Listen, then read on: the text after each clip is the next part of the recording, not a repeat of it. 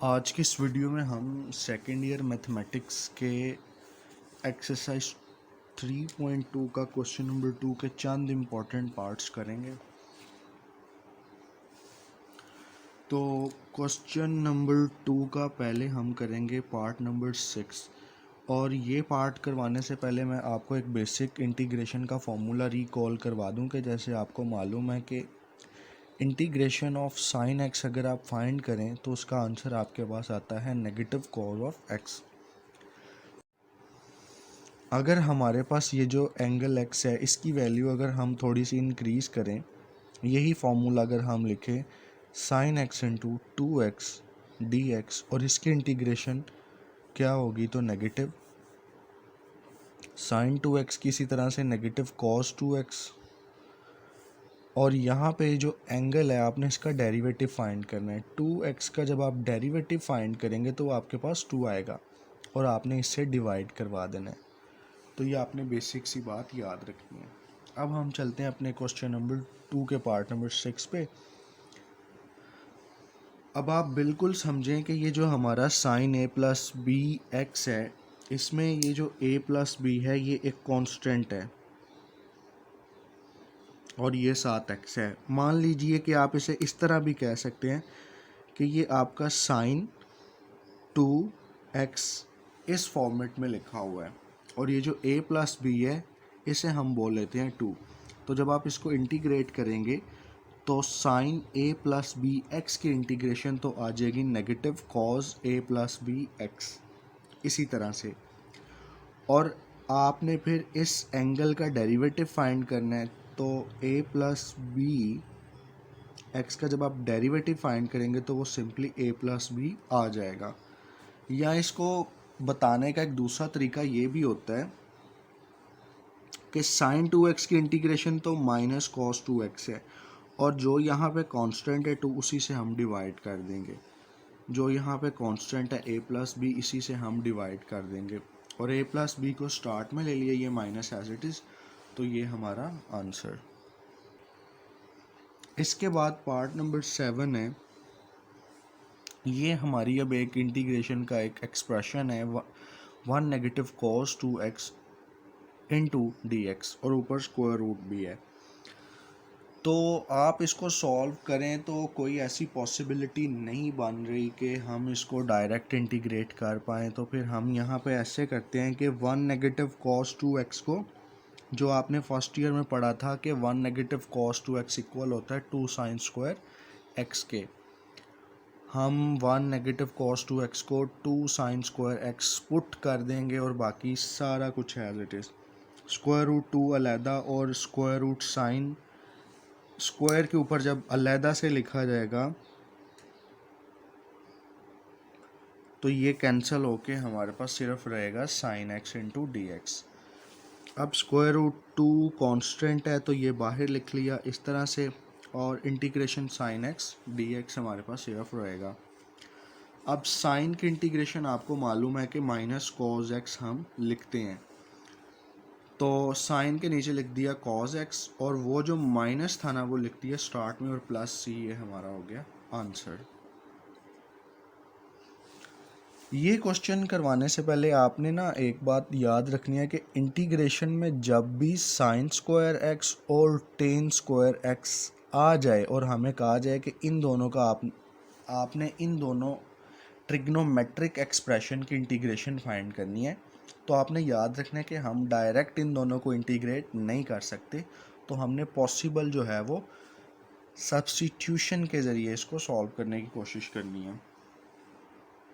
जैसा आपको पता है कि पहले भी अभी फॉर्मूला आपने लिखा है कि 1 माइनस कॉस 2x इक्वल होता है 2 साइन स्क्वायर एक्स के, तो हम यहाँ पे साइन स्क्वायर को सब्जेक्ट बना लेंगे तो 2 यहाँ पे डेफिनेटली डिवाइड होगा। फिर जहाँ पे साइन स्क्वायर एक्स लिखा होगा हम उसकी वैल्यू ये सब्स्टिट्यूट कर देंगे, रिप्लेस कर देंगे। अब ये जो 2 डिनोमिनेटर का है इसे हम बाहर शिफ्ट कर देते हैं इस तरह से। अब हमारे इंटीग्रेशन का ये एक्सप्रेशन है 1 minus cos 2x into D x.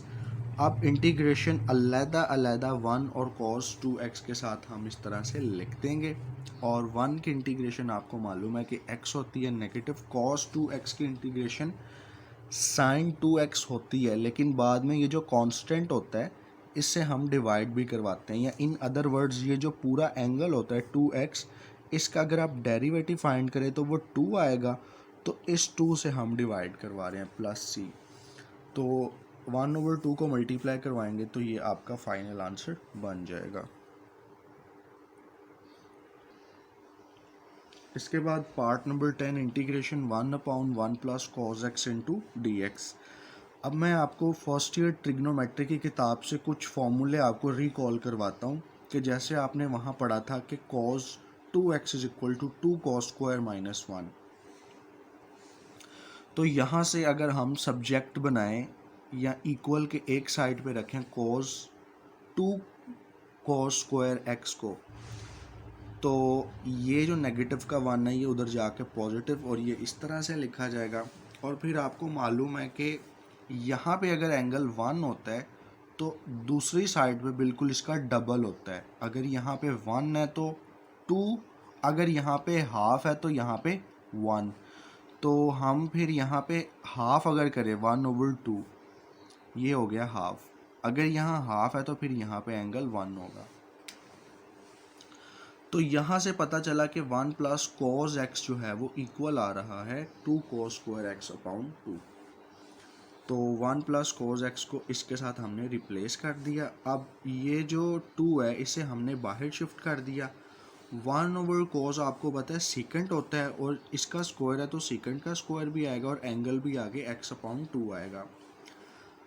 अब इसके बाद आपको सीकेंट स्क्वायर एक्स की इंटीग्रेशन का तो पता है कि सीकेंट स्क्वायर एक्स की इंटीग्रेशन आपके पास आती है टेंजेंट ऑफ एक्स, लेकिन यहाँ पे जो सीकेंट स्क्वायर एक्स है ये हमारा एक्स ओरिजिनली में एक्स अपॉन 2 है। तो इस हिसाब से फिर ये जो आगे एंगल लिखा हुआ है इसका हम डेरिवेटिव भी फाइंड करेंगे, और इसका डेरिवेटिव फाइंड करके आगे डिवाइड करवा देंगे। तो सीकेंट स्क्वायर एक्स अपॉन 2 की इंटीग्रेशन tan x अपॉन 2, और x अपॉन 2 का आप डेरिवेटिव फाइंड करें d/dx ऑफ x अपॉन 2, तो ये हमारे पास फिर आ जाएगा 1/2 जो आप डेरिवेशन में सीख कर आए हैं। डिवाइड था तो मल्टीप्लाई 2/1। इस सारे को सॉल्व कर लें तो ये 2 मैंने स्टार्ट में लिख दिया यहाँ पे, ये 2 इस 2 से कैंसिल, तो हमारा फाइनल आंसर ये आ गया। अब ये हमारा क्वेश्चन है, तो क्वेश्चन को देखते हुए फिर आपको मैं एक फॉर्मूला रिकॉल करवा देता हूँ कि 2 cos अल्फ़ा साइन बीटा। अब यहाँ पे जो हमारा एक्सप्रेशन है वो कुछ इस तरह का है कि ये लिखा हुआ है cos आगे एंगल, cos अल्फ़ा और साइन बीटा।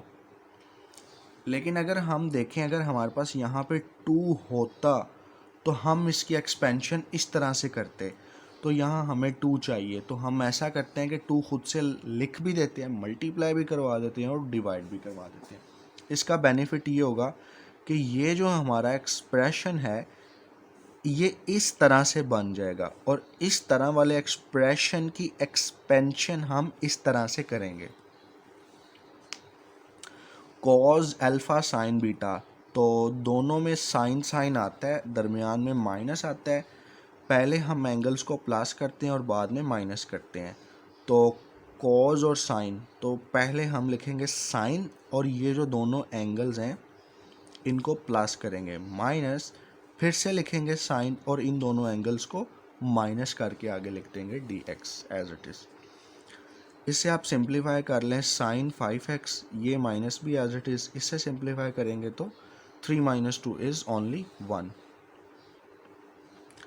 अब इसके बाद नहायत ही आसान है, ये हाफ स्टार्ट वाला वैसे ही लिखते गए। साइन की इंटीग्रेशन माइनस कॉज होती है, और 5x तो एज इट इज़ आ गया।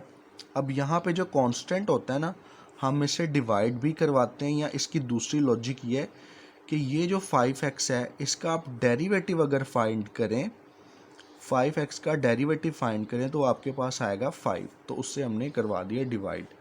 सिमिलरली साइन की इंटीग्रेशन आ जाती है माइनस कॉज, और ये half as it is minus cos 5x upon 5 भी एज इट इज़, सारा एज इट इज़, ये माइनस माइनस आ गया प्लस, ये भी एज इट इज़। किताब के जो लास्ट पे एक्सप्रेशन लिखा है बिल्कुल वैसा बनाने के लिए इन दोनों में से माइनस कॉमन लिया, इसमें से माइनस कॉमन आएगा ये प्लस, इसमें से माइनस कॉमन आएगा माइनस, और ये जो माइनस कॉमन आया था वो स्टार्ट में हमने बाहर लिख दिया, तो ये हमारा आंसर। इसके बाद ये क्वेश्चन नंबर 13 है, क्वेश्चन नंबर 2 का पार्ट नंबर 13। अब ये राइट साइड पे दो रेफरेंस फार्मूलाज लिखे हैं जो पहले भी आपको बताए हैं। 1 माइनस कोस 2x तो आपको मालूम है 2 साइन स्क्वायर एक्स, और 1 प्लस कोस 2x इक्वल है 2 कोस स्क्वायर एक्स के।